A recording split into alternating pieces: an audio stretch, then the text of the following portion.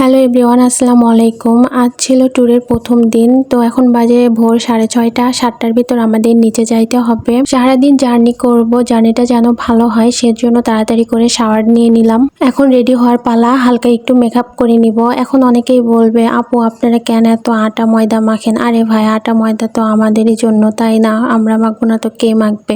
যাই হোক, ফ্রেন্ডরা খুব তাড়া দিচ্ছিল নিচে যাওয়ার জন্য। আমিও রেডি হয়ে একদম চলে আসলাম। আমরা সকালে এই হোটেলে উঠি, কারো সকালের খাবার খাওয়া হয়নি, তাই আশেপাশে হোটেল খুঁজতেছিলাম সকালের ব্রেকফাস্টটা করার জন্য। কারণ সকালে তো একদমই না খেয়ে বের হওয়া যাবে না, কারণ সারাদিন আমরা জার্নি করব, ঘুরবো।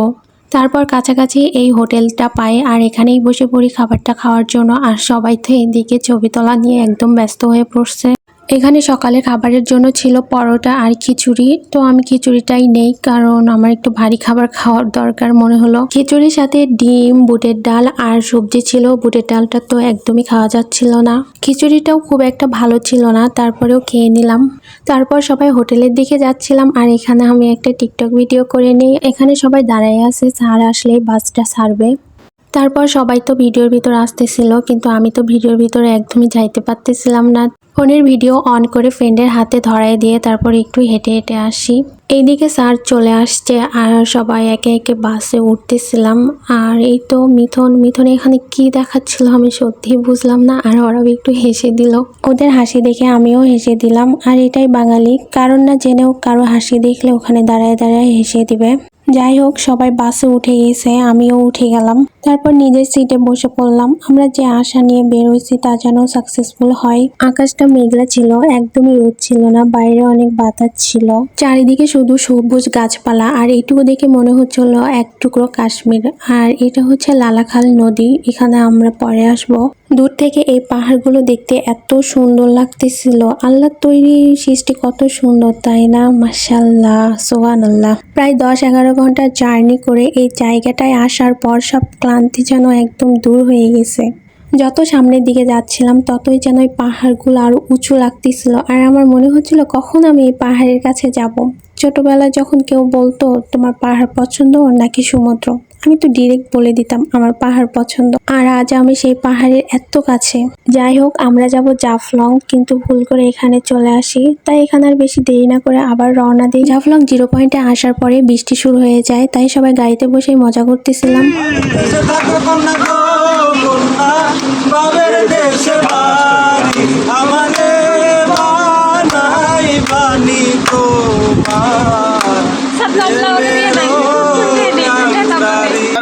বাইরে বৃষ্টি আর ভেতরে এমন গান চলতেছিল, আমার তো বেশ ভালোই লাগতেছিল। এখানে প্রায় আমরা 20-30 মিনিট বাসের ভিতরেই ছিলাম। তারপর বৃষ্টিটা ছাড়তেই বাস থেকে সবাই নেমে পড়ি। এই যে সামনে যে পাহাড় আর বাড়িগুলো দেখতেছেন, এগুলাই হচ্ছে ভারতের বাড়িঘর। আমার স্বপ্নের জায়গাটা হলো সিলেট। বারবার এই জায়গাটায় আসতে মন চায়, আর সাথে যদি থাকে ভালোবাসার মানুষগুলো, তাহলে তো কথাই নাই। ওই যে বলে না, বালিশের নিচে টাকা না জমিয়ে দুনিয়াটাকে দেখো, জীবনটাকে উপভোগ করো। জীবন একটাই, উপভোগ করুন নিজের মতো করে, আপনি যেভাবে চান। প্রকৃতি আমাদের মানসিক শান্তি দেয়। যদি সুখ খোঁজো তাহলে প্রকৃতির কাছে হারিয়ে যাও। নিজেকে কেমন যেন কবি কবি লাগতেছে। যাই হোক, এখানে অনেক ছবি তুলে নিলাম, তারপরে নিচের দিকেই যাচ্ছিলাম। এই সিঁড়িগুলো দিয়ে নিচে নামা অনেক কষ্টের, বৃষ্টির কারণে অনেক পিচ্ছিল ছিল। আর এই জায়গাটা দেখে তো একদম মন প্রাণ জুড়াই গেছে। আমি তো একদম দৌড় দিয়ে ফেলছি, নিজেকে মুক্ত পাখির মতো মনে হচ্ছিল। শুধু ডানা দুইটাই নেই, ডানা থাকলে হয়তো আমি এখানে উড়ে বেড়াইতাম। কি আর করার, ডানা তো নেই। যাই হোক, এখানে ছিল বৃষ্টির পানি, অনেক পানি আসতেছিল, কিন্তু আমাদের তো ওই পার যাইতে হবে। একটু ভয় লাগতেছিল, তারপরে ওই পার চলে গেল। সাঁতার জানি না, তাই পানি অনেক বেশি ভয় পাই আমি, সেটা অল্পই হোক আর বেশি হোক। বৃষ্টির কারণে এই পানিগুলো এখানে, নয়তো এখানে পানি থাকে না। বৃষ্টি হয়েছে তাই ওয়েদারটা অনেক সুন্দর ছিল, ঠান্ডা ঠান্ডা বাতাস, আহা কি যে শান্তি। চারিদিকে শুধু পাথর, পাথরে হাঁটা অনেক কষ্টে, তবুও মজাই লাগতেছিল। আর আমার সামনে ভারতের উঁচু উঁচু পাহাড়গুলো। এই পাহাড়টা এখন আকাশের চাঁদের মতো হয়ে গেছে, দেখা যাচ্ছে কিন্তু যাওয়া যাচ্ছে না। এই ব্রিজটাই এখানকার সৌন্দর্যটা আরো বাড়িয়ে দিছে।